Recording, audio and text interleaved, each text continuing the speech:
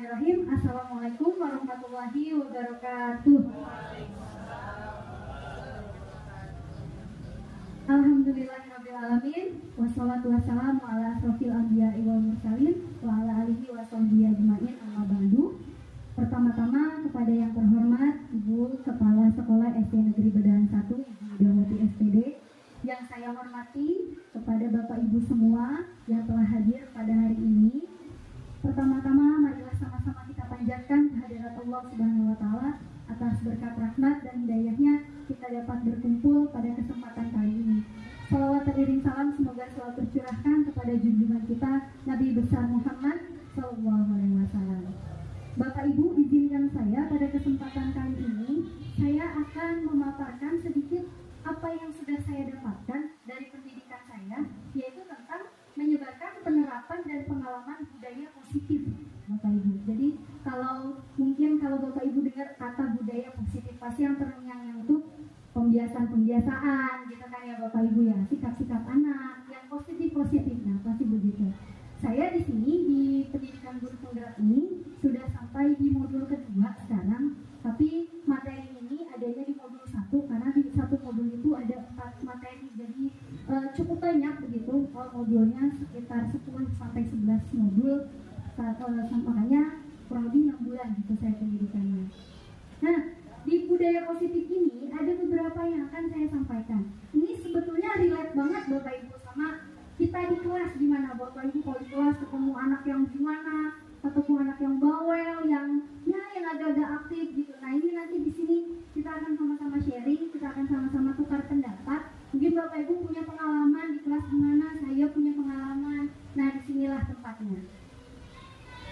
Di konsep budaya positif ini ada 8 poin yang akan saya sampaikan. Pertama itu tentang perubahan paradigma belajar, lalu disiplin positif. Yang ketiga ada nilai-nilai kebajikan. Yang keempat kebutuhan dasar manusia. Yang kelima motivasi perilaku manusia. Yang keenam posisi kontrol guru. Yang ketujuh keyakinan kelas. Dan yang kedelapan ada segitiga restitusi. Yang pertama ini tentang paradigma pembelajaran Bapak Ibu. Pembelajaran dengan paradigma baru merupakan pembelajaran yang dirancang berdasarkan prinsip pembelajaran berdiferensiasi. Nah kalau kita lihat sebetulnya paradigma itu apa sih? Kan paradigma itu seperti pikiran kita nih, sudut pandang kita, cara kita berpikir. Nah ternyata di pembelajaran ini ada sudut pandang baru, cara berpikir baru nih dari guru terhadap siswa. Salah satunya apa? Adanya prinsip berdiferensiasi. Nah nanti kita akan bahas Bapak Ibu berdiferensiasi itu apa. Mungkin sedikit ya Bapak Ibu. Diferensiasi itu kan artinya perbedaan yang kita lakukan dalam mengajar. Nah, kenapa ini ada perbedaan? Pasti ini di Bu Lili pasti ada anak yang kayaknya harus butuh tenaga ekstra nih. Ada yang diam gitu. Bu Haji Ella juga sama, pasti ada aja. Nah, di paradigma baru tentang berdiferensiasi pembelajaran ini seperti apa ya? Seperti menuntut kita sebagai guru untuk bisa menyeragamkan pembelajaran yang sesuai dengan kebutuhan mereka masing-masing. Nah di sini sehingga para peserta didik belajar sesuai kebutuhannya berdasarkan tahap perkembangan sesuai teori psikologi modern untuk mewujudkan profil pelajar Pancasila. Nah apa aja sih profil pelajar Pancasila? Nah di sini kemarin kita udah sama-sama nyanyi. Oke, coba boleh nyanyi. Gimana airmennya? Belajar Pancasila, beriman dan bertakwa pada Tuhan yang esa dan berakhlak mulia, berkebinekaan global, gotong royong mandiri, kreatif dan bernalar kritis. Nah itu Bapak Ibu betul banget, itu elemen-elemen yang ada di profil pelajar Pancasila. Luar biasa. Nah, dari beberapa paradigma tadi, ternyata ada sedikit miskonsepsi nih Bapak Ibu. Miskonsepsi itu ada konsep yang agak keliru sedikit di tengah-tengah kita sebagai guru tentang teori kontrol kita. Kontrol itu posisi kita sebagai guru nih. Kita mau posisikan guru itu ternyata ada sedikit kesalahan Bapak Ibu. Nah di sini apa miskonsepsinya? Pertama, guru mengontrol murid. Katanya konsepnya guru itu bisa mengakali murid, bisa mengendalikan murid. Nah itu ternyata konsep yang salah Bapak Ibu. Selama ini kalau kita beranggapan kita bisa menyuruh murid, kita bisa mengendalikan murid sesuai apa yang kita mau. Kita suruh A, murid harus. Kita suruh B, murid harus. Ternyata itu kesalahan Bapak Ibu.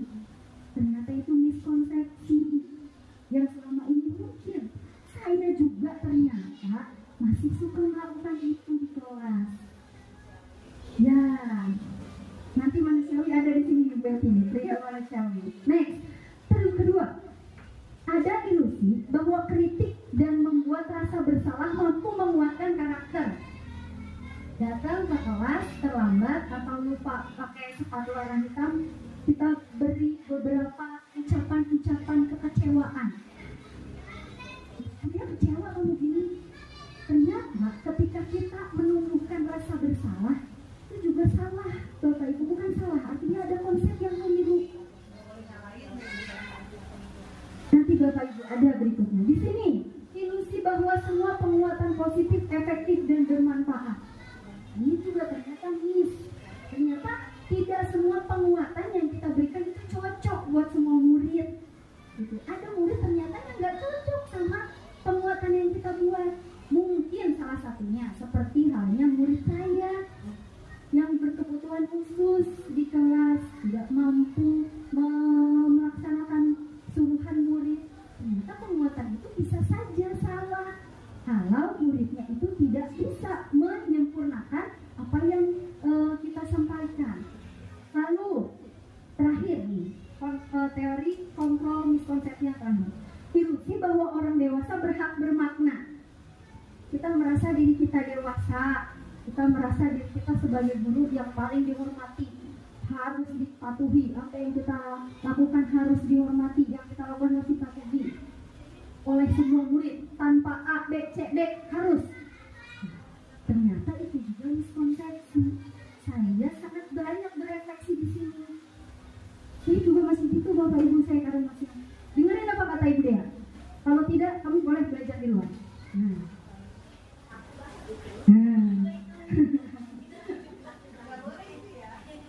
Bukan tidak boleh itu miss, keliru, jangan ya Dea ya.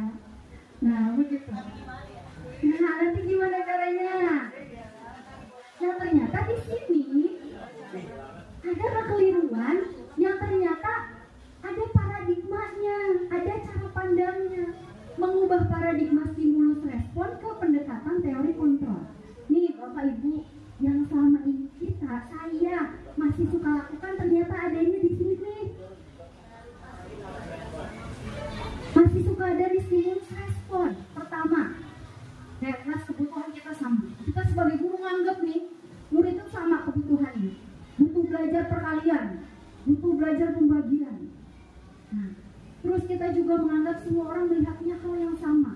Kita mencoba mengubah orang agar pandangannya sama kayak kita. Kita selalu menganggap orang itu harus bisa mengerti kita. Kita harus menganggap murid itu harus bisa mengerti guru. Ya, perilaku buruk dilihat sebagai suatu kesalahan. Itu kamu buruk terlambat, itu kesalahan. Iya, orang lain bisa mengontrol kita. Saya bisa mengontrol orang lain, saya bisa mengontrol murid. Pemaksaan ada pada saat rujukan gagal. Nah, saya masih suka ada di posisi ini ternyata. Sementara ada teori kontrol yang harusnya kita lihat di sini. Seperti sebuah perbedaan. Kalau sekarang kita masih suka menganggap kebutuhan kita sama, kita harusnya melihat paradigma kita, cara pandang kita harusnya melihat bahwa kebutuhan itu tiap anak beda-beda. Ada yang anak A butuhnya itu, dia itu benar kritis butuhnya, karena kadang kalau pikir masih agak lemot misalnya.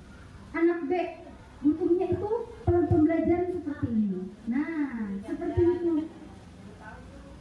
Nah, ini yang harus kita miliki ternyata Bapak Ibu. Semua orang melihat hal sama. Kita harus berpikir, mengubah paradigma kita bahwa setiap orang memiliki gambaran berbeda. Oh, saya punya pendapat ini. Kenapa ya murid itu tidak sesuai, atau kenapa ya teman saya tidak sependapat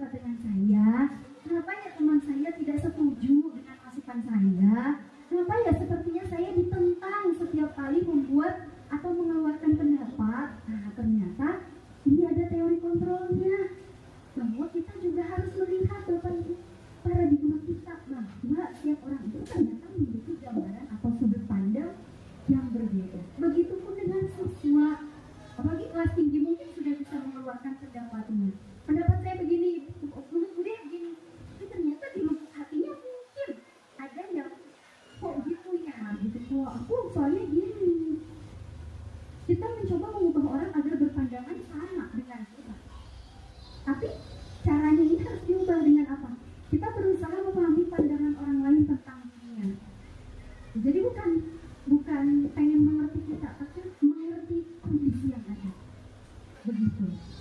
Perilaku buruk dilihat sebagai suatu kesalahan. Ternyata paradigmanya yang harus kita ubah adalah semua perilaku itu ternyata memiliki tujuan, ada alasannya. Nah, begitu. Bukan artinya yang kesalahan itu kita benarkan, bukan ya? Bukan. Tapi kalau ada siswa atau diri kita melakukan salah, pasti ada apa nih? Ada apa nih? Gitu. Nggak selalu salah itu ya salah, benar itu benar. Gitu. Kita next saja Bapak Ibu ya. Ini mengubah paradigma kita sebagai guru di kelas kepada siswanya. Nah, dari paradigma tadi kita tuangkan ke dalam bentuk disiplin positif. Disiplin positif itu apa sih? Disiplin berasal dari kata disiplina yang artinya belajar. Nah, Bapak Ibu, berarti disiplin itu ternyata artinya belajar. Makanya kenapa disiplin itu bisa salah? Karena sedang ada proses belajar di dalamnya. Disiplin mengacu pada disiplin diri yang bertanggung jawab terhadap apa yang dilakukannya berdasarkan nilai-nilai yang diyakini. Disiplin positif merupakan salah satu cara penerapan disiplin yang bertujuan untuk menumbuhkan kesadaran serta memberdayakan peserta didik tanpa imbalan, tanpa penghargaan, tanpa ancaman, tanpa hukuman. Itu sebetulnya disiplin positif. Sebagai pendidik, tujuan kita adalah menciptakan peserta didik yang memiliki disiplin diri. Pasti itu kan ya Bapak, kita pengen anak-anak itu pertama disiplin dari dirinya dulu, bukan karena disuruh dulu. Sulit. Nah, itu bagaimana kalau denda itu? Sehingga mereka berperilaku mengacu pada nilai-nilai kebijakan universal dan memiliki motivasi intrinsik dalam perubahan perilaku ke arah yang lebih baik. Ya.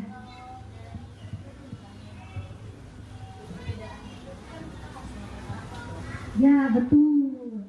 Makanya tadi di awal ada kata diferensiasi pembelajaran.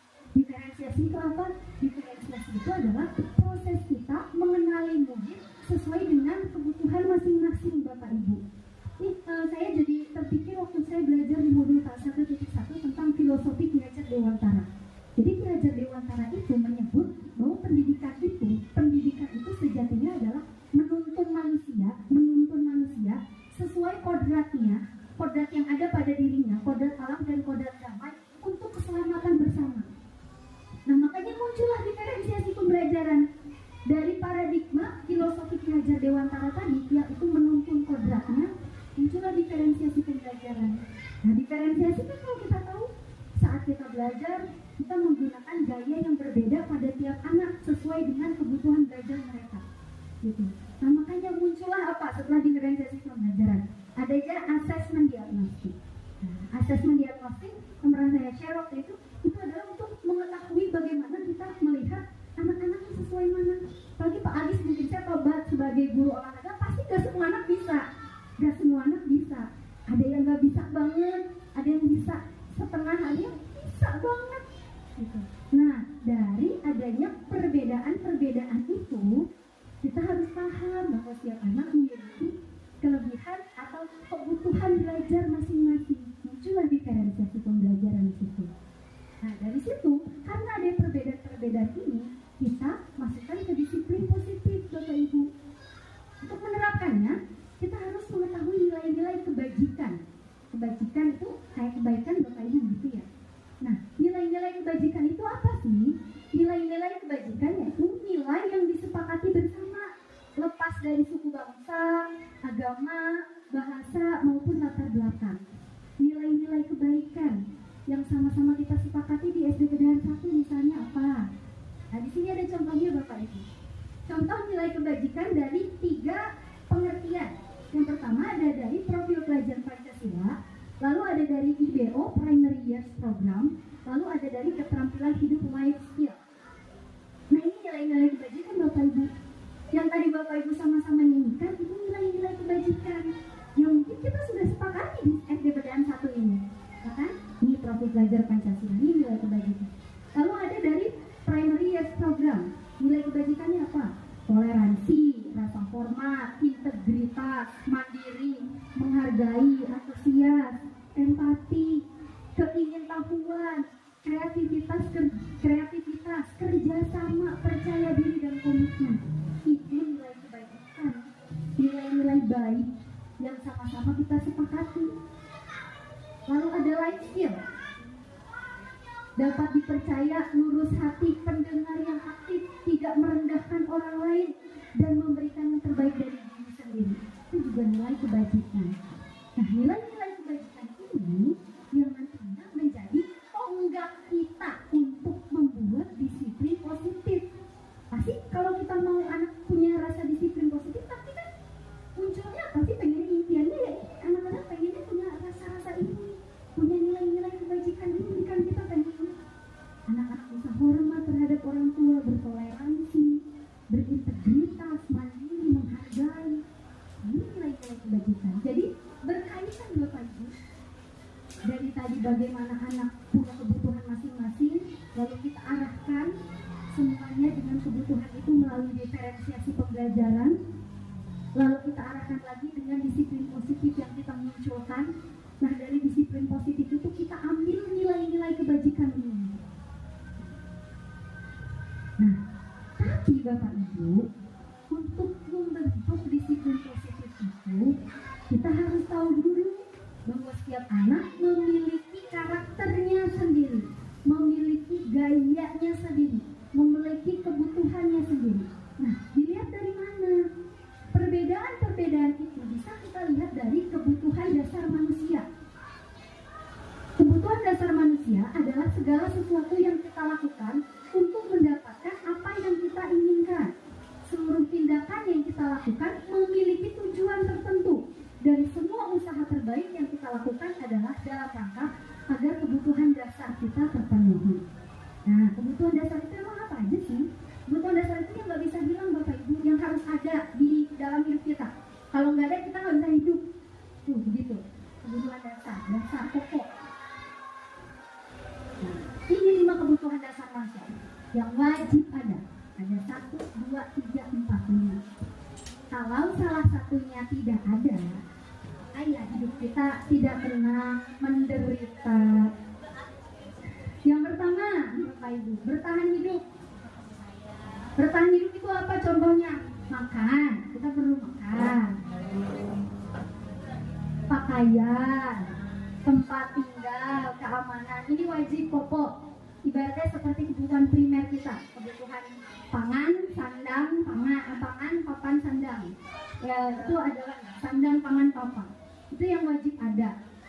Kalau ini nggak ada, ya kita nggak hidup Bapak Ibu, kita nggak ada di dunia ini, mati kita. Yang kedua, kebutuhan dasar kita, kasih sayang dan rasa diterima. Kasih sayang dan rasa diterima. Kita butuh Bapak Ibu, butuh kasih sayang, butuh rasa diterima, butuh rasa nah contohnya apa di sini? Kita harus merasakan punya rasa diterima, kita butuh dipedulikan, kita berbagi, kita bekerja sama, menjadi bagian dalam kelompok. Ibaratnya kita harus merasa diakui di sini. Di SD Bedaan 1 ini kita diakui tidak. Itu merupakan salah satu rasa kasih sayang, kebutuhan kasih sayang. Kebutuhan kasih sayang dari keluarga, dari teman, dari lingkungan terdekat kita. Nah, itu kita harus ada. Berikutnya yang ketiga, penguasaan. Penguasaan. Nah, di sini harga diri, keinginan untuk dianggap, memimpin, berprestasi, diakui, didengar. Nah, pasti Bapak Ibu pengen kan punya rasa itu? Harga diri, kalau kita harga dirinya dirusak atau dianggap gimana perasaannya? Nah, kita nggak dianggap sebagai pemimpin, tidak dianggap atau diremehkan, itu juga bagian dari kebutuhan kita. Kita butuh ini, butuh penguasaan. Sebagai kepala keluarga di rumah butuh dihargai, misalnya. Ya, sebagai ayah butuh didengarkan oleh anaknya. Sebagai seorang ibu butuh didengarkan anaknya. Sebagai seorang istri butuh didengarkan. Itu adalah bagian dari penguasaan. Next, ada kebebasan Bapak Ibu. Nah, ini kebebasan. Kita juga butuh mandiri, memiliki pilihan, mencoba hal baru, mampu mengendalikan arah dirinya. Kita bebas, kita harus punya ini hak, kita punya hak. Dan yang terakhir adalah kesenangan. Nah, healing pasti butuh. Kalau udah penat, mumet banget, kita butuh bermain, ya, butuh humor, butuh antusias dan tertawa. Ini juga bagian dari kebutuhan dasar manusia yang harus ada. Secara tidak langsung kita butuh, nggak usah diomongin juga. Semua ini yang kita butuh, nggak ada kita nggak butuh. Nah, dari kebutuhan dasar tadi ada beberapa motivasi manusia dalam berperilaku, Bapak Ibu. Nah, perilaku manusia ini ternyata ada beberapa alasan, ada beberapa motivasi perilaku manusia yang berasal itu dari dua hal, Bapak Ibu. Ada motivasi ekstrinsik, ada motivasi intrinsik. Intrinsik itu artinya dari mana? Dari dalam. Ketika Bapak Ibu melakukan sesuatu, melakukan perilaku apapun, itu ada yang alasannya berasal dari dalam. Untuk menjadi orang yang mereka inginkan dan menghargai diri sendiri dengan nilai-nilai yang mereka percaya. Saya ambil contoh misalnya, kita berangkat pagi-pagi ke sekolah. Nah, ada beberapa alasan nih pasti Bapak Ibu, macam-macam alasan datang pagi ke sekolah. Pertama, alasannya bisa alasan intrinsik, alasan yang memang menghargai diri sendiri, alasan yang memang saya pengen tertib, saya pengen jadi pribadi yang lebih baik, muncul dari diri sendiri. Tapi ada juga yang dari kita nih datang ke sekolah karena alasan ekstrinsik. Pertama, kita takut dihukum, kita karena nggak nyaman, misalnya di kepala sekolah datang dulu kan takut nggak enak. Dan hati banget saya Bu. Iya, nah ternyata kalau kita melakukan itu dari luar Bapak Ibu. Terus juga bisa jadi kita melakukan itu karena pengen dapat imbalan, karena pengen dapat penghargaan, supaya dipoto misalnya. Gitu Bapak Ibu. Nah, hal-hal itu Bapak Ibu yang kita melakukan perilaku ternyata dari dua hal. Nah, mungkin pilihannya sekarang, apakah kita melakukan sesuatu itu, pertanyaannya ke diri sendiri, apakah kita melakukan itu dari diri sendiri nih, atau karena hal ekstrinsik tadi. Nah, gitu Bapak Ibu. Next ya. Nah, satu nih. Jangan disitu. Nah, dari motivasi tadi, mungkin kita akan masuk ke disiplin positif. Nah, di disiplin positif ada beberapa tiga hal yang kita tahu kalau kita tidak melakukan akan ada itu. Pertama, ada hukuman, kan? Yang kedua, ada konsekuensi. Dan yang ketiga, ada yang namanya restitusi. Nah, sebelum saya next berikutnya, coba Bapak Ibu, saya mau tahu apa sih bedanya hukuman sama konsekuensi? Ya, kalau hukuman itu apa? Kalau konsekuensi itu apa? Coba. Hukuman hanya bersifat negatif, kalau konsekuensi bisa bersifat positif, bisa bersifat negatif. Oke, Pak Agis, terima kasih jawabannya. Kalau kata Pak Agis, hukuman itu sifatnya negatif. Kalau konsekuensi sifatnya bisa negatif. Ada lagi? Mungkin ya, tepuk tangan Pak Agis. Keren. Ada lagi Bapak Ibu mungkin? Apa sih bedanya hukuman sama konsekuensi?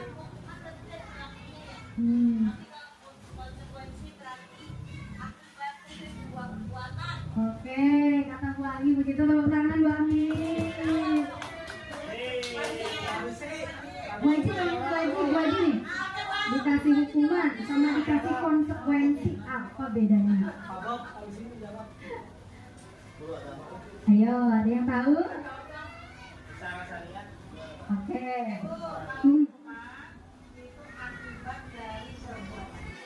Hukuman tidak dari perbuatan.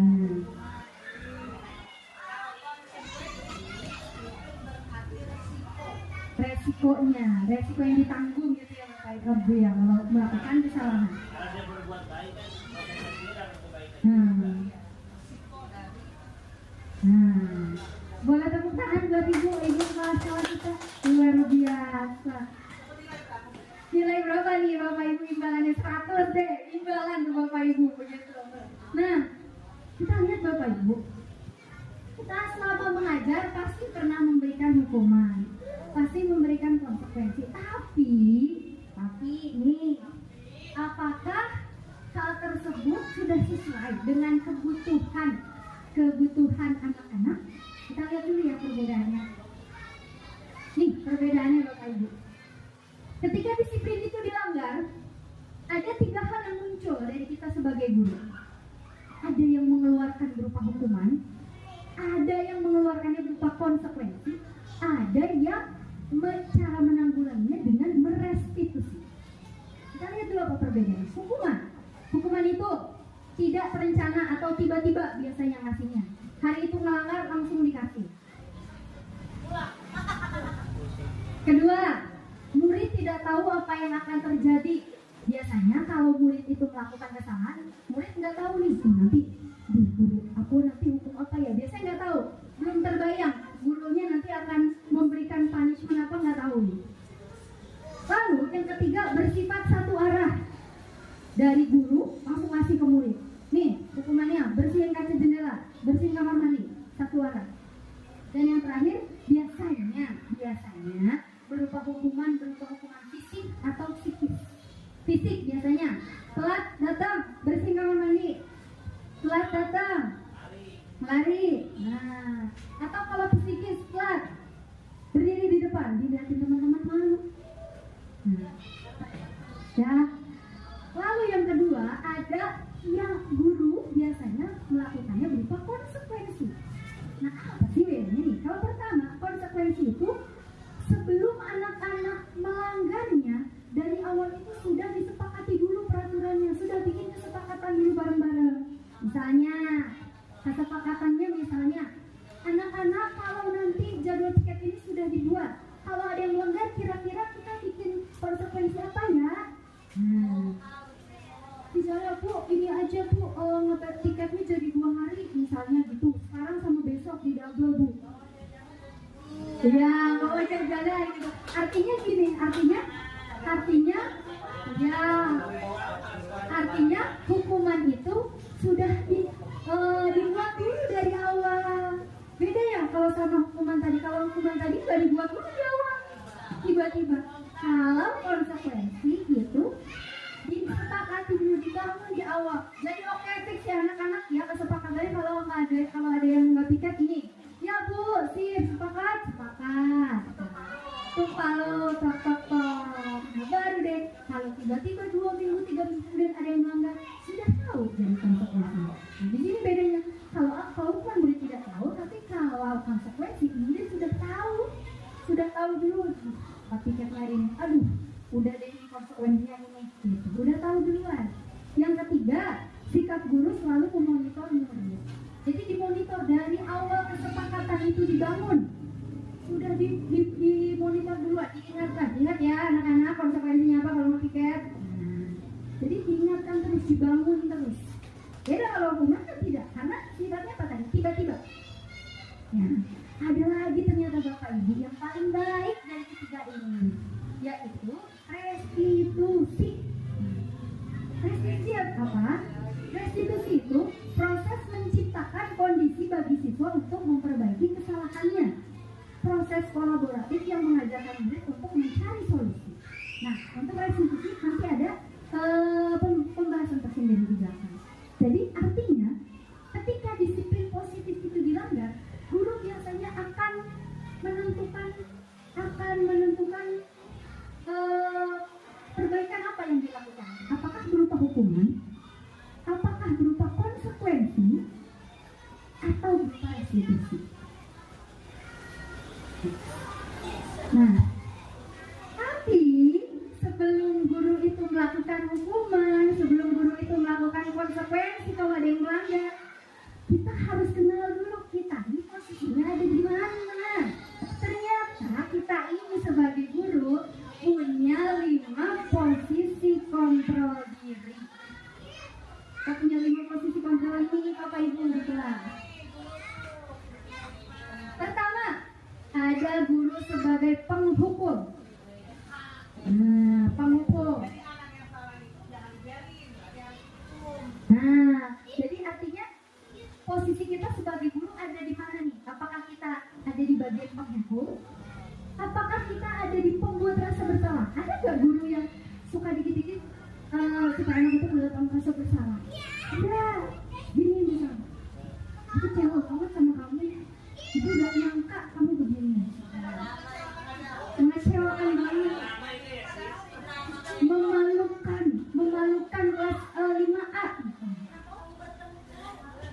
Nah, itu kalau mereka nggak dengar pasti bersalah. Nah ternyata kita sebagai guru punya posisi.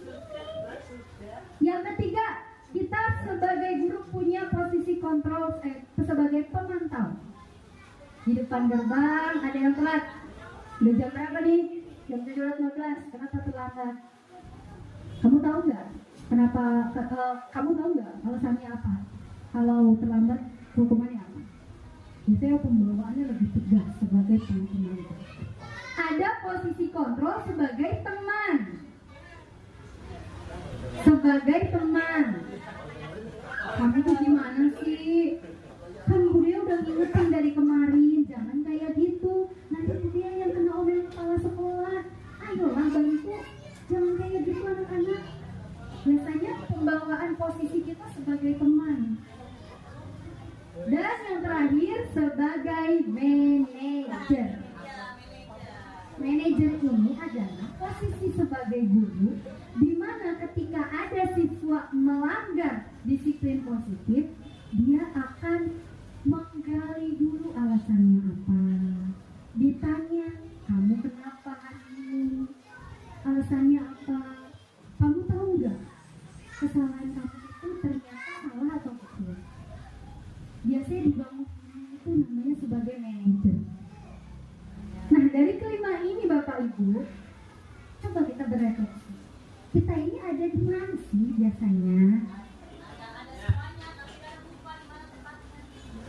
Kata Bu Anggi, menarik. Kata Bu Anggi ada di semuanya. Ya betul. Tanpa kita sadari, betul. Tanpa kita sadari.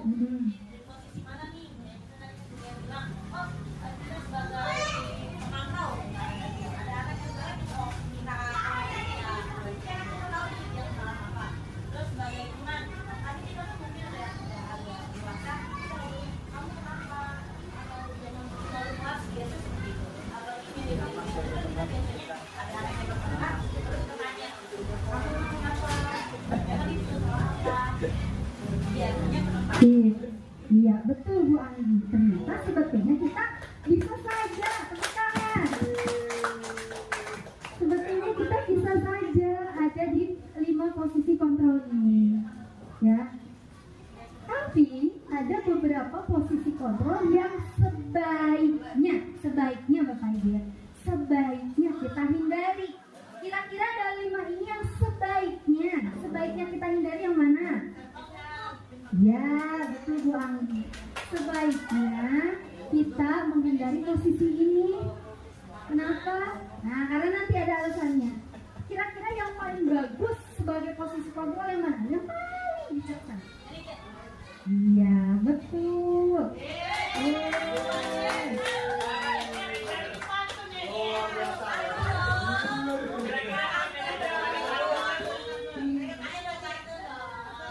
Ternyata cakep.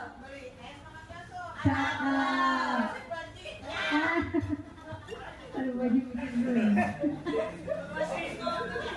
Iya. Mantap ya baju, lapar juga ini ya. Aduh. Iya betul. Sambil sharing aja, kita diskusi aja Bapak Ibu di sini. Iya bener banget, ternyata dari kelima posisi ini kita pernah ada semua, pasti pernah ada semua di sini. Nah betul, masih. Mungkin Pak Agis pernah jadi penghukum, pernah jadi pembuat rasa bersalah, atau pernah jadi posisi manajer yang paling bijaksana. sekaligus gitu ya, luar biasa. Next. Nah, ini ada contoh Bapak Ibu dari penerapan 5 posisi kontrol guru. Kita ambil satu kasus, biar nanti kita bisa lihat kalau kasus ini sebagai teman kayak gimana contohnya sebagai penghukum. Kasusnya, siswa tidak memakai atribut lengkap saat upacara. Nah, kalau kita menemukan murid ini, pasti nih tiap Senin kita menemukan nih. Kita di posisi mana nih kira-kira di sekolah ini? Kita lihat ya Bapak Ibu. Kasusnya siswa tidak memakai atribut lengkap saat upacara. Pertama, kalau kita sebagai penghukum, biasanya ini yang akan kita lakukan atau hal lain yang sesuai posisi hukuman tadi. Hormat pada bendera selama 1 jam. Nah ini kalau posisi kita sebagai penghukum, atau membersihkan halaman, ambilin sampah, dijemur. Tapi kalau pembuat rasa bersalah beda lagi Bapak Ibu. Berapa kali Bapak Ibu harus memberitahu kamu selalu aja ngecewain Bapak Ibu. Nah, hal-hal seperti itu yang kita lakukan artinya kita sebagai guru pembuat rasa bersalah kepada murid, membuat murid merasa bersalah pada dirinya, membuat murid yang akhirnya nanti akan tidak percaya dengan diri bahwa saya sebagai murid membuat kecewa guru saya. Gitu. Next, masih kasus yang sama. Kalau sebagai teman bagaimana? Ayo dong, ikuti aturan sekolah. Tolonglah bantu Bapak Ibu ya, sekali ini saja. Atau ya sudah, nggak apa-apa. Lain kali jangan kayak gitu lagi ya. Kita ada yang benar. Ya udah nggak apa-apa sekarang masih Ibu toleransi, tapi besok nggak boleh kayak gitu lagi ya. Nah, kalau saya pernah Bapak Ibu gitu, terang pernah gitu. Berarti posisi kontrol saya sebagai teman. Nah, besoknya begitu lagi. iya makanya. Jadi berefleksi. Next berikutnya, pemantau. Kamu sudah melanggar peraturan sekolah. Kamu tahu konsekuensinya apa? Setelah upacara, kamu beli atributnya ke koperasi dan jangan ulangi lagi. Biasanya pemantau ini muncul ketika guru itu ada menanyakan konsekuensi apa. Kamu tahu kesalahan kamu apa? Kamu tahu apa yang kamu udah lakukan? Pelanggaran apa yang kamu lakukan? Itu pemantau. Memantau kesalahan murid dan menanyakan itu kepada murid. Walaupun artinya dia nanti nggak menghukum. Pemantau itu nggak menghukum di belakangnya. Dia akan langsung menyuruh yang logis. Kalau atribut banget ya udah. Logisnya apa? Langsung suruh beli atributnya ke sekolah. Gitu. Kalau hukuman tadi nggak ada apa ya Bapak Ibu? Hukuman itu nggak ada kaitannya antara pelanggarannya apa sama hukumannya apa, biasanya nggak ada kaitannya. Ini pelanggarannya menggunakan atribut, tapi hukumannya apa? Suruh hormat. Ada nggak kaitannya? Ada solusinya juga Bu ya? Apa? Ya, nanti ada Pak, nanti di akhir. Ini kita lagi mau mengenal diri kita dulu nih. Kita lagi proses mengenal diri kita, posisi kontrol diri kita nih sebagai guru. Jadi biasanya kalau penghukum itu nggak ada kaitannya Bapak Ibu ya, melanggarnya apa, hukumannya apa. Next yang terakhir, sebagai manajer.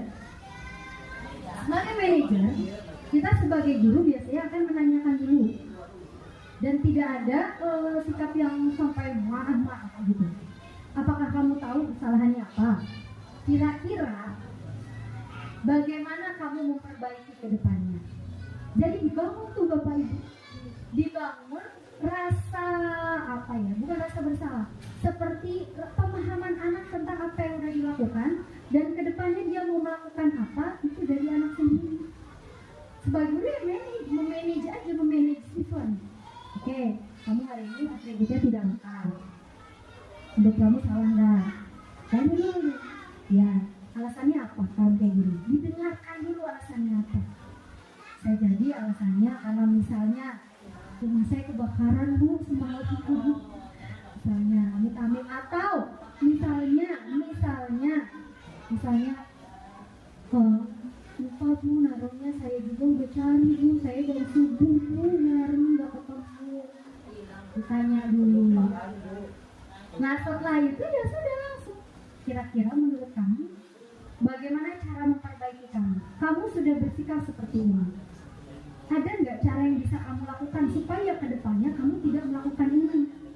Nah, dibangun tuh rasa kesadarannya, rasa memperbaikinya oleh anak sendiri. Baik Bu, menurut saya ini salah. Kedepannya saya akan mencoba menyiapkannya dari 1 hari atau 2 hari sebelumnya Bu. Misalnya. Nah, jadi dibangun sendiri oleh anak sendiri. Anak sendiri yang akhirnya menyelesaikan permasalahan dia sendiri.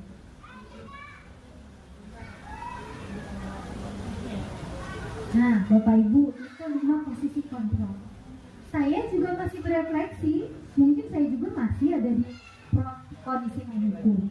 Atau pertanyaannya, apakah kita sebagai guru harus selalu menjadi manajer kalau ada anak salah? Tidak, kenapa Bu Aki? Ya betul, artinya tidak setiap kesalahan itu harus kita manajer terus, harus kayak tadi terus. Boleh nggak selanjutnya menggunakan konsekuensi? Boleh, gitu. Kok boleh? Asal bukan penghukum. Artinya apa? Kita sebagai guru kalau bisa ya kita hindari proses menghukum tadi, karena untuk penumbuhan disiplin positif dan karakter pada anak itu kurang berelasi.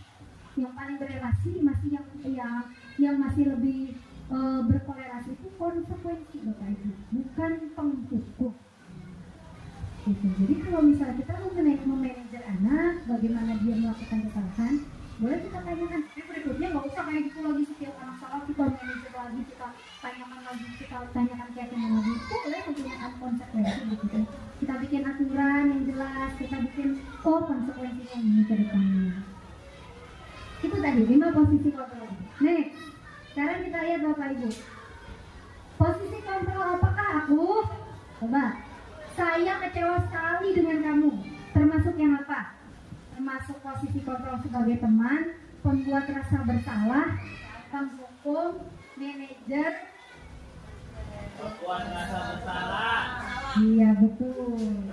Kalau ada guru seperti ini, artinya gurunya adalah sebagai pembuat rasa bersalah. Saya kecewa banget sama kamu. Kecewa banget. Next, Bapak Ibu. Posisi kontrol apakah aku? Kamu tidak pernah benar ngelakuinnya. Kamu nggak pernah benar. Ada 5 tadi apa aja? Penghukum, sebagai teman, pembuat rasa bersalah, manajer, satu lagi pemantau. Nah, ini sebagai apa? Kamu tidak pernah benar melakukannya. Salah mulu. Pokoknya kamu salah ngelakuin ini. Apa kira? Kamu tidak pernah benar melakukannya.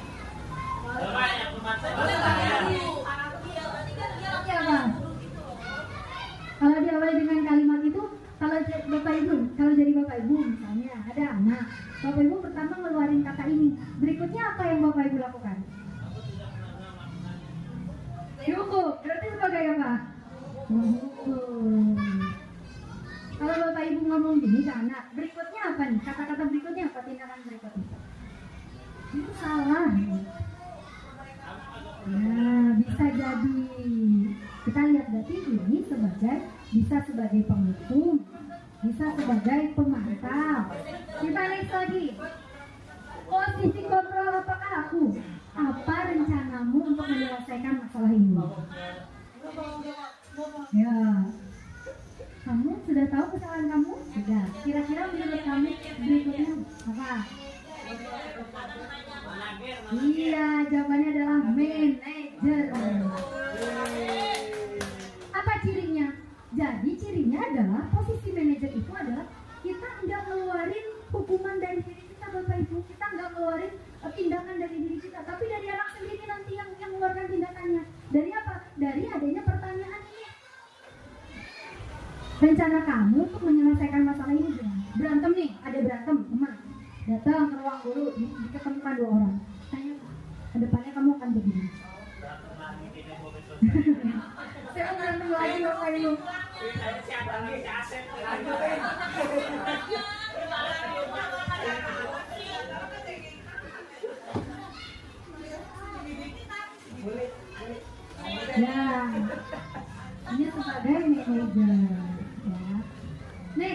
Posisi kontrol apakah aku?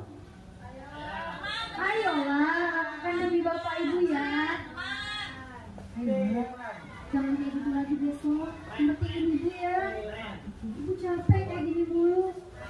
Nah, ini sebagai teman.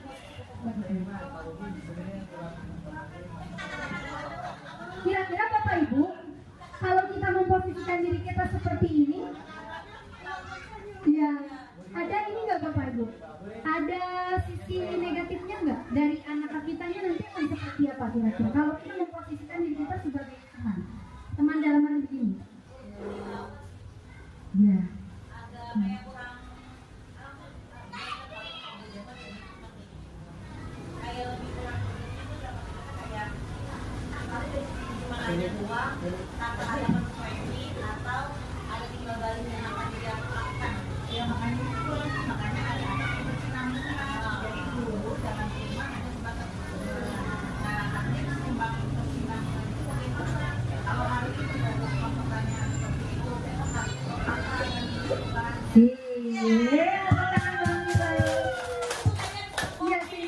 Secara nggak langsung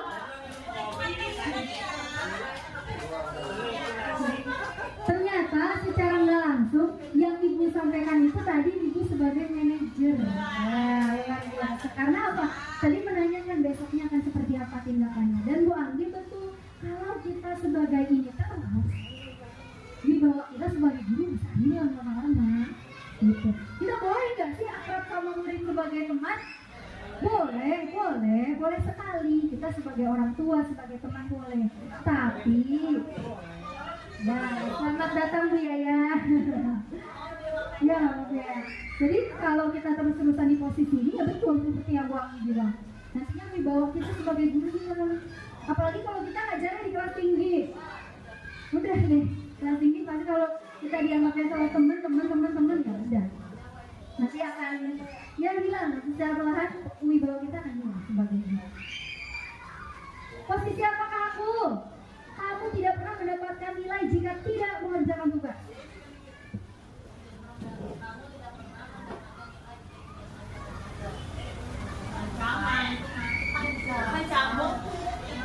Ya, ancaman itu bisa masuk ke dalam hukuman.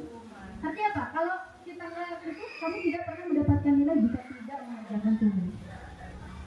Nah, next, udah selesai. Nah, dari kelima posisi tadi, Bapak Ibu, ketika kita melakukan adanya pelanggaran disiplin positif, maka ada beberapa hal sebagai guru yang bisa kita lakukan untuk mencegah.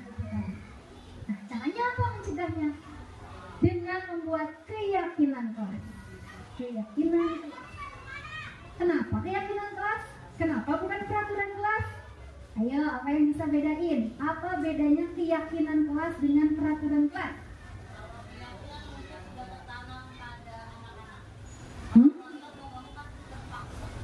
Dia nggak bangi pakai mic.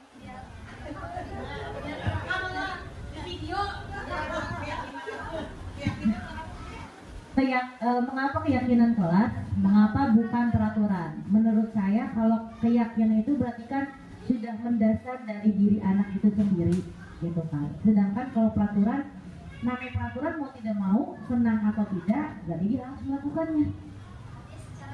Terpaksa, betul. Kalau keyakinan mau benar atau salah, ya itu keyakinan saya. Nah, gitu Bu Dea. Terima kasih. Tepuk tangan Boni. Iya, ada yang lain boleh Bapak Ibu? Mungkin apa bedanya keyakinan? Kenapa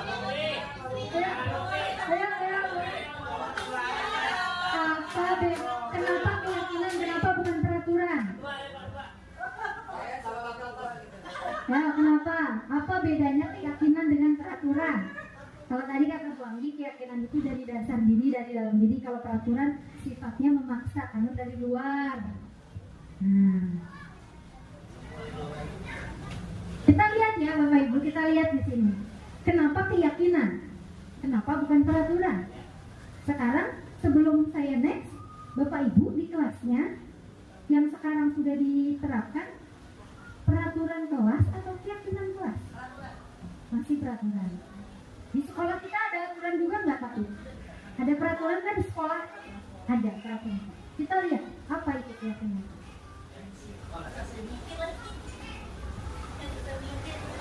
Kenapa keyakinan kelas?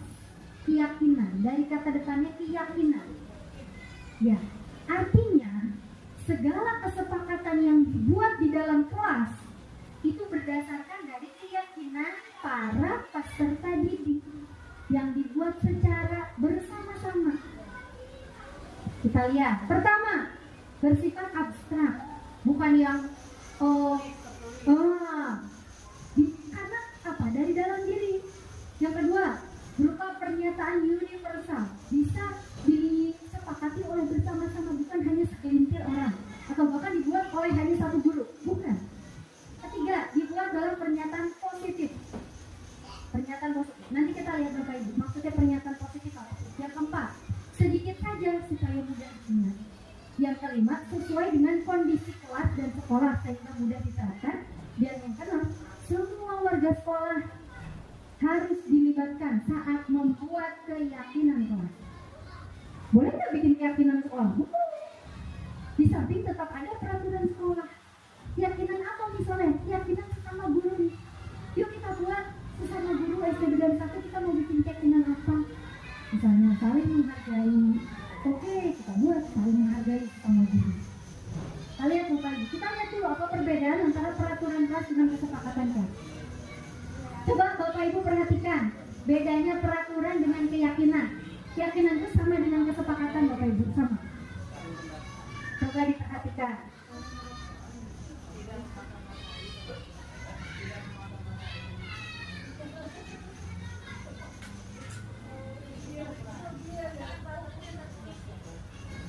Mungkin dari apa ya? Dari bunyinya Bapak Ibu bisa dibandingkan. Ini bunyi peraturan, ini bunyi keyakinan kelas. Keyakinan.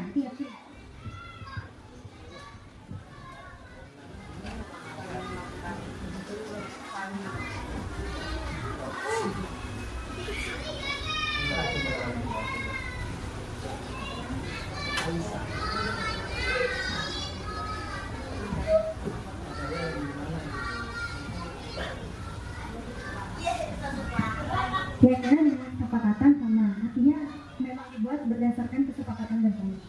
Oke, yuk kita lihat Bapak Ibu. Dari katanya udah jelas, peraturan kelas dengan kesepakatan kelas itu beda. Nah, lihat dari bunyinya. Perhatikan guru saat jam belajar. Perhatikan guru saat jam belajar. Itu merupakan bunyi dari keyakinan anak atau seperti bunyi suruhan? Nah, udah dapat poinnya belum Bapak Ibu bedanya peraturan ini? Kalau peraturan itu sifatnya menyuruh, sifatnya satu arah dari guru menyuruh ke murid, sifatnya begitu. Sapalah teman maupun guru dan orang tua. Gitu. Sapalah, artinya apa ya? Disuruh menyapa gitu. Oh, suruh sapalah teman, oke, nanti kita lakuin ya gitu. Biasanya peraturan kelas juga itu dibuat biasanya menggunakan kata-kata negatif depannya. Negatif dalam arti ada kata tidak biasanya, atau jangan. Bisa. Jangan membuang sampah di kolong meja. Ada kata-kata jangan, atau kata-kata negatif lain. Jangan, tidak, misalnya dilarang. Itu kan sifatnya negatif ya, bukan negatif dalam arti minus gitu. Nah, bunyi-bunyi seperti itu biasanya tertuangnya di dalam peraturan-peraturan. Kalau keyakinan itu tidak ada kata-kata itu. Janganlah, kenapa? Janganlah artinya berarti ada yang nyuruh kan? Ada yang nyuruh jangan gitu. Ditempel misalnya di masing-masing meja. Jangan membuang sampah di kolong meja. Artinya apakah itu muncul dari murid? Bukan. Nah, itu namanya peraturan. Tapi kalau keyakinan itu muncul dari rasa keyakinan mereka, dituangkan lalu disepakati bersama, dan biasanya tidak ada kalimat-kalimat negatifnya. Misalnya, coba sekarang saya mau bikin kalimat negatif, coba Bapak Ibu ubah ke kalimat positifnya. Jangan membuang sampah di kelas. Coba bikin kalimat positifnya gimana Bapak Ibu? Membuang sampah.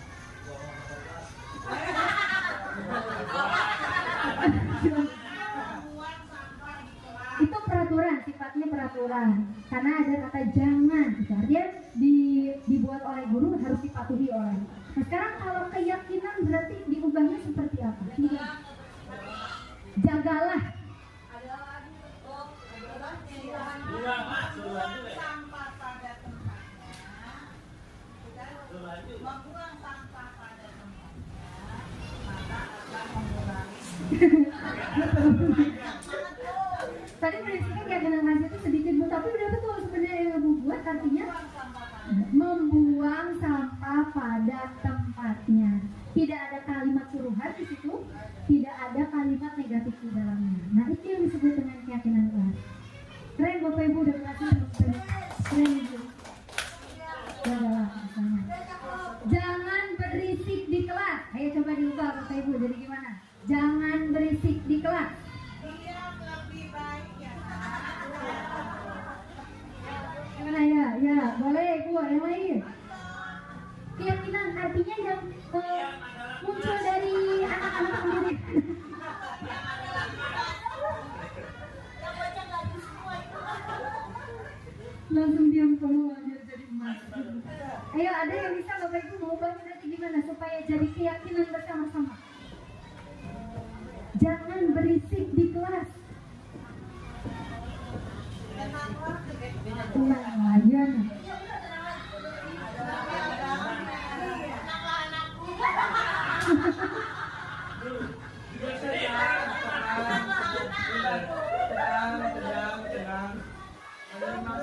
Kalau tenanglah anakku, ini Bu berarti itu guru yang ngomong buat murid gitu ya. Jadi gimana ya, Pak Ibu? Kalau kayak ajakan itu, Misalnya, yuk belajar dengan kalau keyakinan target yang muncul dari anak-anak Bu, jadi misalnya gini, kalimatnya, misalnya kalau saya ya, misalnya, jangan berisik di kelas misalnya. Berarti bisa diubah dengan apa Bapak Ibu? Bisa diubah dengan saling menghargai dan menghormati. Mendengarkan ketika teman berbicara. Nah itu diubahnya dengan kalimat-kalimat positif seperti tadi. Gitu. Nah, iya. Jagalah kebersihan diganti dengan menjaga kebersihan kelas. Gitu. Terus apa lagi tadi? Dengarkanlah teman yang berbicara, tapi diganti dengan saling menghargai dan menghormati sesama teman. Jadi kalimatnya berubah menjadi kalimat positif. Nah keyakinan-keyakinan itu Bapak Ibu yang harus kita tumbuhkan ke anak-anak. Jadi jangan kita bikin hal-hal negatif dulu di awal. Jangan bilang lagi kayak tadi, jangan buang sampah sembarangan. Artinya apa nanti anak-anak di otaknya akan ini terbayangnya jangan buang sampah, jangan buang sampah. Tapi kita tanamkannya apa? Hal-hal positif, menjaga kebersihan di kelas. Berarti yang tertanam apa? Oh, menjaga kebersihan ya. Artinya itu yang positif-positif yang timbul, bukan yang negatif-negatif jangan buang sampah gitu. Tapi jaga kebersihan. Kalau jaga kebersihan kan macam-macam. Semuanya akan tertanam. Next, tertib saat belajar mengajar. Tidak ada kalimat suruhan, tidak ada kalimat negatif, tapi ini menjadi keyakinan bersama-sama. Ini dari mana kesepakatan kelas keyakinan kasih buat ini? Ya bareng-bareng Bapak Ibu bikinnya sama anak-anak. Biasanya di awal tahun ajaran bikinnya. Bikin bareng-bareng. Tapi kalau sekarang bikin masih bisa nggak? Ya apa-apa bikin. Keyakinan bareng-bareng. Bikin apa? Pertama, anak-anak bagaimana sekarang cara bikinnya? Tumbuhkan dulu kira-kira teman anak-anak pengen punya kelas impian seperti apa? Tanya deh Bu ke teman-teman sini. Anak-anak coba. Wah, kelas impian super itu namanya. Maka keyakinan kelas begini Bu. Nilai-nilai kebajikan tadi, ya nilai-nilai kebajikan tadi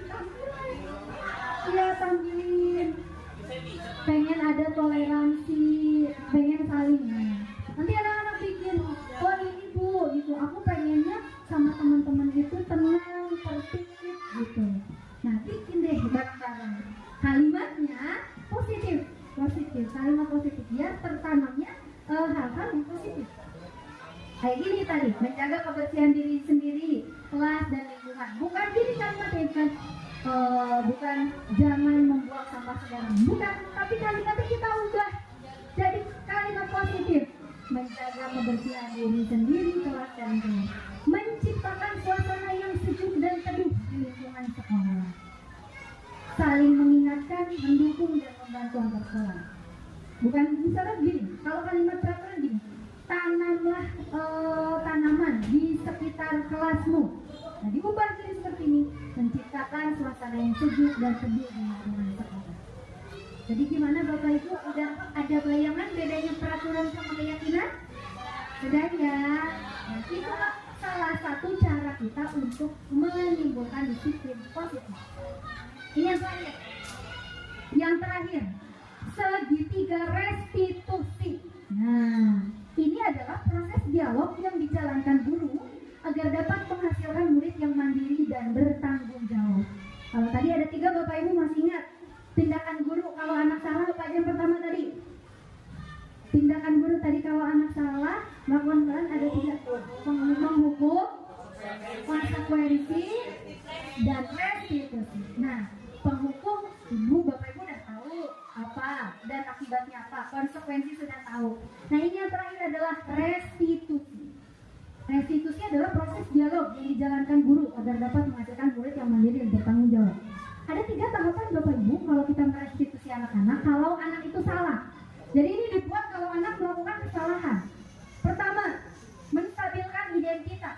Yang kedua, memvalidasi tindakan yang salah. Dan yang ketiga, menanyakan keyakinan. Nah, pertama, kalau ada anak yang salah, bagaimana cara menstabilkan identitasnya? Biasanya kita bangun dengan kalimat seperti ini Bapak Ibu di awal. Nah, berbuat salah itu wajar. Manusiawi, itu hal yang manusiawi. Bapak Ibu juga dulu pernah melakukan kesalahan. Nah, itu namanya menstabilkan identitas. Gitu. Jangan langsung kamu salah. Itu tindakan yang salah, bukan. Tapi kita tenangkan dulu dengan kestabilan diri dia. Itu hal yang wajar. Itu hal yang manusiawi. Kita pernah melakukan hal yang salah. Itu. Tapi bukan membenarkan Bapak Ibu. Kalau anak saya itu bukan bagian dari membenarkan. Tapi menenangkan dulu dengan menstabilkan identitas. Berikutnya adalah kita validasi tindakan yang salah. Kita gali kesalahan dia apa tadi. Kamu pasti punya alasan mengapa melakukan hal itu. Kayak tadi kalimat anak terlambat datang. Oke, itu menurut ibu itu hal yang manusiawi. Ibu cuma dulu pernah kok datang terlambat. Itu aku juga Budia sekarang kalau ngajar juga pernah datang terlambat. Itu menstabilkan identitas. Lalu kita validasi. Tapi kamu pasti punya kan alasan ini. Alasan kamu melakukan kesalahan itu karena apa emang? Coba cerita, Budia mau dengar. Kita tanya deh, kesalahannya apa? Kamu melakukan karena mempertahankan sesuatu yang penting bagimu. Ini yang terakhir. Kita tanyakan keyakinannya. Setelah anak berbuat salah, setelah kita validasi, kita tanyakan, emang keyakinan di diri kamu apa sih? Keyakinan saya harus menjadi anak yang tertib, Bu. Oke, kamu tadi datang terlambat, tertib tidak? Tidak. Artinya kamu sudah melanggar keyakinan kelas kamu kan? Iya Bu, ternyata saya sudah melanggar keyakinan kelas saya. Nilai-nilai apa sih yang sudah disepakati memang di kelas? Nilainya adalah tertib Bu. Oke, berarti ini salah tidak menurut kamu? Salah Bu. Jadi membangun rasa dari diri anak, dari dirinya sendiri bukan kita. Dan terakhir kamu ingin menjadi orang yang seperti itu. Baru deh. Nah, bentar.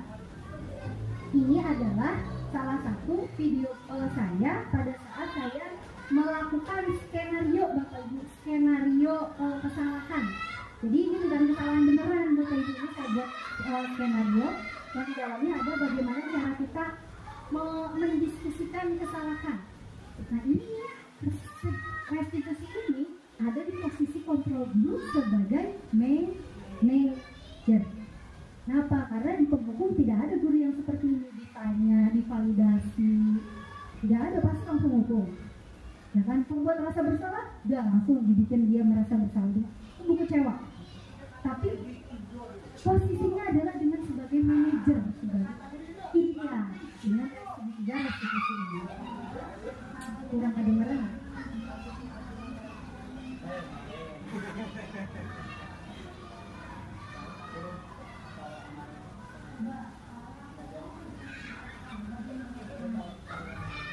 Adalah salah satu segitiga restitusi yang saya lakukan, yaitu di mana ada 3 tahapan. Pertama, menstabilkan identitas, kedua, memvalidasi tindakan masalah, yang terakhir, menanyakan keyakinan, dan kira-kira ke depannya kamu memperbaikinya seperti apa. Itu kunci Bapak Ibu kita sebagai guru.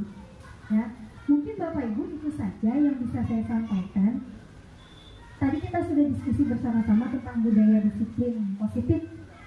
Mudah-mudahan apa yang saya sampaikan ini bisa kita sama-sama berefleksi lagi nih Bapak Ibu yuk sebagai guru. Ini kita gimana sih harusnya nih nanti memposisikan diri kita, apakah kita sudah betul selama ini atau apa yang kita bisa lakukan bareng-bareng sebagai guru nanti ke depannya. Kira-kira kalau ketemu sama murid ini kita gimana ya gitu. Kita sama-sama sharing Bapak Ibu, kita sama-sama ngobrol aja begini. Biar apa? Biar kita juga sama-sama guru bisa mendapatkan seperti pandangan yang baik lah dari siswa terhadap kita. Bukan berarti menjadi guru yang ditakuti ya, tapi menjadi guru yang dihargai oleh anak didik kita. Mungkin itu saja yang bisa saya sampaikan. Kurang lebihnya mohon maaf. Billahi taufiq wal hidayah. Wassalamualaikum warahmatullahi wabarakatuh. Selanjutnya saya kembalikan ke Ibu Kepala Sekolah. Ya. Terima kasih, tepuk tangan untuk Budaya. Tepuk 1 kali, 2 kali, 3 kali. Ya. Masih konsentrasi nggak? Iya. Terima kasih Budaya atas berbagai macam informasi sekaligus pembinaan yang artinya penyampaian dari tugas Budaya untuk modul 2 ya. Ya, untuk modul 2 mudah-mudahan sukses, kita doakan amin. Barangkali Ibu hanya memperjelas saja dari apa yang disampaikan Budaya. Kalau bicara tentang budaya positif, Ibu yakin Bapak dan Ibu guru semua udah bisa mempraktekkan dan diperkuat dari tayangan-tayangan Budaya tadi. Bahkan kita sempat diskusi yang terkait dengan budaya-budaya positif, apa yang harus kita lakukan sebagai budaya guru ya. Kenapa? Karena guru itu bukan hanya sekedar pemberi materi, tetapi guru itu juga sebagai pelayan terhadap anak didik kita. Jadi jangan sekali-sekali Bapak dan Ibu guru itu menyamaratakan tentang karakter anak. Jadi anak itu memiliki karakter yang berbeda, sikap yang berbeda dan sebagainya. Dari beberapa masukan yang Ibu terima tadi, Budaya, barangkali ini yang perlu kita garis bawahi. Seorang guru sudah melakukan budaya positif dengan segala elemen-elemen yang tadi Bu Dea jabarkan. Tapi yang menjadi dilema buat kita, terkadang budaya-budaya positif yang kita tanamkan, yang bisa kita sampaikan kepada anak didik kita, terkadang tidak sejalan dengan budaya positif dari orang tua. Sehingga anak didik kita ini menjadi bingung. Mana ini yang harus saya pakai kan gitu. Artinya budaya positif di rumah dengan budaya positif di sekolah itu terkadang berbeda. Sebagai contoh, nah kalau di sekolah, kalau sebelum berangkat nanti kamu cium tangan dulu ya sama mama sama papa. Tapi ternyata ketika di rumahnya anak itu mau salaman aja dengan orang tua, ya udah jalan, kan udah dibekelin, ya kan udah dikasih uang saku, ibu lagi cuci piring. Nah itu sebagai salah satu contoh budaya yang tidak beriringan dengan budaya sekolah. Nah sehingga anak ini menjadi bingung, mana sih yang kudu saya turutin kan gitu. Nah jangan sampai itu terulang kembali, maka kita sebagai guru harus mempunyai komitmen membangun komunikasi dan kolaborasi dengan orang tua. Jadi jangan hanya sebatas kita aja nih guru ya menyampaikan, tapi tugas ibu guru juga harus membangun komunikasi dan kolaborasi terhadap orang tua. Agar apa? Agar budaya positif yang ada di sekolah itu bisa tersampaikan juga ke orang tua. Kemudian yang kedua yang memperkuat tentang tadi ada hukuman, ada konsekuensi dan ada restitusi ya. Ibu menyebutnya bapak dan ibu guru ini di dalam bekerja ibu bagi 3 tipe. Satu, ada tipe bapak dan ibu guru itu yang disebut dengan totalitas. Artinya bapak dan ibu guru bukan hanya sebatas kerja sebagai guru, tetapi elemen-elemen yang terkait dengan kerja itu benar-benar dipikirin, bahkan bagaimana mau memajukan sekolah dan sebagainya. Kita bekerja sama dengan itu. Ada yang maksimal, berarti maksimal itu di bawah totalitas. Ada yang disebut dengan tanggung jawab. Dengan pertimbangan datang, ngajar, udah begitu saya pulang, itu hanya sebatas tanggung jawab. Nah itu nggak mau seperti itu, ya. Nah kalau tadi di budaya ada hukuman, ada konsekuensi dan ada restitusi, maka ibu juga punya. Tetapi ibu memiliki yang tadi ada sebagai penghukum, ada sebagai teman, ada yang sebagai pesalah, pembuat pesalah, ada juga posisi ibu itu sebagai manajer. Itu semua barangkali pernah bapak ibu rasakan terhadap ibu sendiri, bagaimana ketika ibu menghukum, bagaimana ketika ibu sebagai teman, bagaimana ibu sebagai manajer, itu ibu sudah sampaikan. Tetapi ingat, kalau kita sebagai orang dewasa nggak mungkin ibu menghukum dengan secara fisik, tetapi ibu menghukumnya dengan catatan-catatan ibu memiliki buku hitam. Artinya catatan-catatan buku hitam itu akan menjadi nanti bisa berupa hukuman, bisa menjadi konsekuensi ataupun restitusi. Itu yang kedua yang jadi catatan ibu. Nah kemudian yang ketiga, mengubah kalimat negatif menjadi positif. Ya, kalimat positif sesuai dengan yang kita dengar. Jangan pernah berprasangka buruk, jangan pernah suudzon sama orang. Maka yang kita haruskan hadirkan adalah berhusnudzon. Jangan pernah berpikiran negatif, tetapi harus berpikiran positif. Nah, kemudian yang keempat, menstabilkan identitas tadi. Ya. Nah, kalau di dalam agama Islam terkaitan dengan apa yang Buddha sampaikan tadi, satu ketika kita melakukan kesalahan, maka kita ada yang disebut dengan etadir. Apa itu tadi? Evaluasi diri. Oh iya, kemarin saya melakukan kesalahan, saya harus begini. Langkah kedua, yaitu banyak beristighfar, ya kan? Yang ketiga kita lakukan dengan cara minta maaf. Bukan hanya kepada Allah saja kita minta maaf, kepada sesama manusia. Yang keempat, jangan mengulangi kesalahan, ya. Nah, kemudian yang terakhir dari catatan Buddha tadi, menanyakan keyakinan, ya kan? Nah, apa tadi? Kita tidak boleh pesimis, tetapi kita harus optimis. Nah, kalimat-kalimat positif tadi, kalau kita bersalah dengan kita melakukan epadir tadi, istighfar, minta maaf, tidak mengulangi lagi, maka yakinlah Allah akan mengampuni hambanya yang datang kepadanya. Ya, halo, hai, tepuk tangan 1 kali, 2 kali, 3 kali.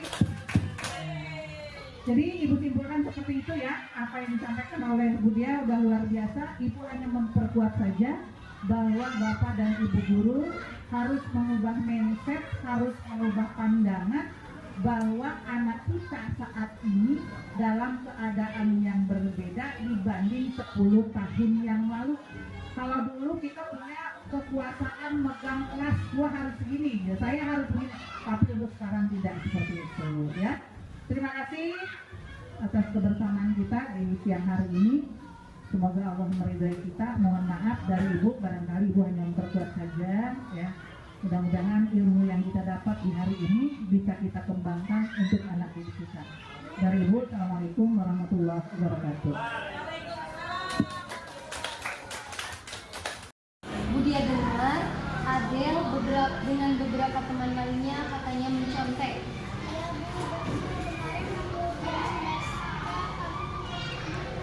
Coba sekarang tolong ada yang ceritakan bagaimana kronologinya. Jadi waktu itu saya membawa anak kecil ke orang tua dan saya setiap hari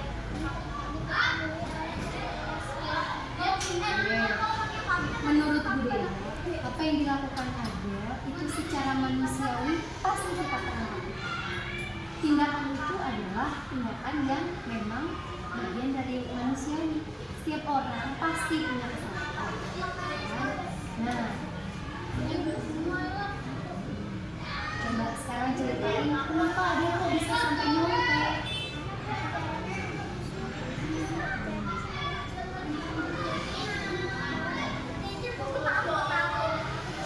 Menurut Adel, mencontek itu tindakan yang benar atau salah?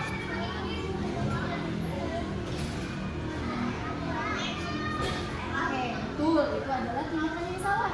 Ya, nah sekarang Budia tanya, kita sudah membuat keyakinan kelas.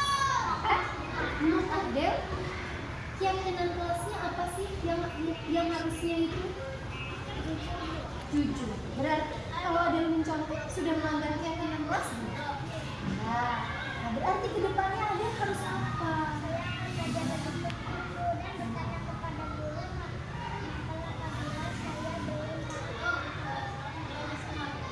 Ya, bagus. Berarti Adel sudah tahu kesalahannya di mana dan Adel kedepannya sudah mau memperbaiki kesalahan yang